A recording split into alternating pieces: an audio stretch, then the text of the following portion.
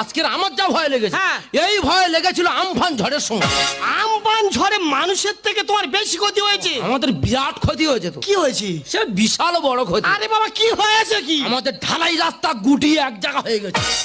হ্যাঁ, ঝড়ে ঢাল রাস্তা এক জায়গা হয়ে গেছে। এর চেয়ে আরো বড় ক্ষতি হয়েছে। এর চেয়ে আরো? আমাদের ডাব গাছ উঠে হ্যাঁ। আমাদের ছাদে বসা। হ্যাঁ, সেই ডাব এখনো পেড়ে খাচ্ছি।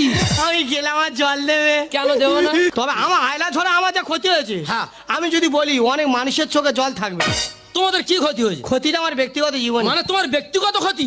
বিরাট বিরাট বিরাট বিরাট। না, তোমার কি ক্ষতি হয়েছে? বিরাট বিরাট বিরাট বিরাট। কি ক্ষতিটা বল। আমার গায়ের হ্যাঁ। ব্লাউজ উড়ে চলে গেছে।